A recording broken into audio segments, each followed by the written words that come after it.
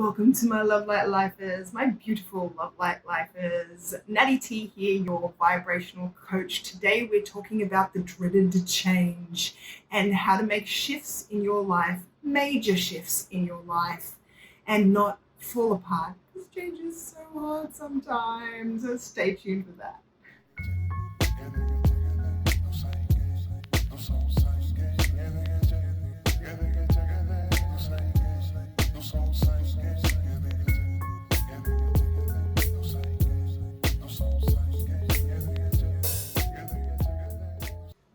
Welcome to all of my followers and subscribers. Thanks for joining me.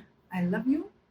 And for those of you who are tuning in for the first time, I hope you get what you're looking for right here. And if you do, don't forget to subscribe so you can get some more, hit the bell so you get notified, follow if you're over on IGTV, and just in general, make sure that you get all of this value that I plan to provide in 2020. Today, we're talking about change. The dreaded change. I think that the words in general that we're using here, change versus shift, I think it's really important because of the fact of which words we use and how we use them. The word change, even when used positively, seems to denote negativity, has a negative response within us. Even when you say, I need a change, you never say, I need a change and feel amazing about that. In fact, you're probably saying, I need a change because things are not working out for you and they're not feeling the way that you think that they should. And so therefore, you're wanting to change something. And this is a very common perception of what change is. If change is one of those things that A, you do because you have to, because things are unsatisfactory, or two, gets thrust upon you from some outside force that you really weren't expecting and really never wanted, and now you've got to deal with. Doesn't seem like there's a positive feeling associated with the word, even though change itself is inherently, it's positive. All of the wonderful things that you deal with, that you dream of, can't happen unless something in your life changes. But we don't view change as a good or even a great thing.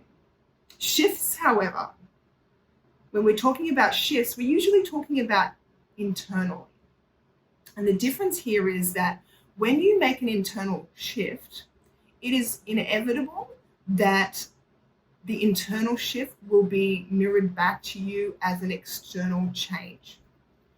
And what happens then, though, and the difference between this shift and this change is that when you shift and you've done it, especially if you've done it on purpose, the shift causes the change. Therefore, you are aware that a change is coming, number one.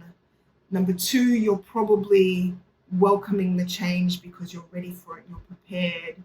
And three, you're probably doing this often on purpose, which really what it means is that you've got more will to be there, you feel like it's more fair, and you're more practiced at it.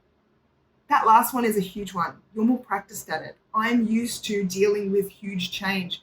I am used to get into a rut. Go on, I dare you. Get into a rut and see how you deal with change. Because ruts happen because change was meant to happen a while ago. And when we resist that change because of our negative view of change, then we end up in this rut where it's like, yay, I succeeded in avoiding change. And what happens as a consequence is this very overwhelming feeling of being in a rut. And then we go, I need to change something.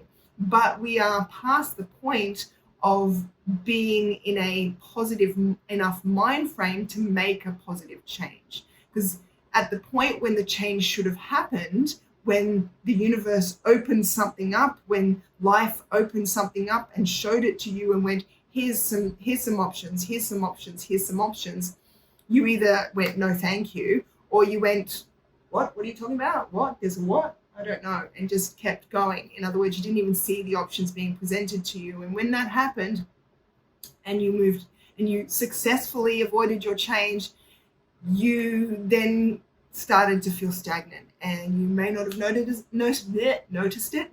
There's the word. You may not have noticed it straight away because it started as a very, very small feeling that it just niggled.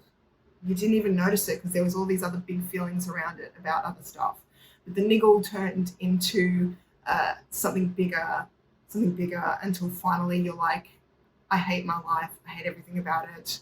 Please just change. I need to change now. I want change now. And by that stage, you're at a point where you're like, oh, I hate my life. This is so terrible. Everything about my life sucks. This, da, da, da, da, da. You might even get to a point of pure depression. It's not the only way that you can end up in those negative vibrations and emotional states. There's a lot of ways to end up there.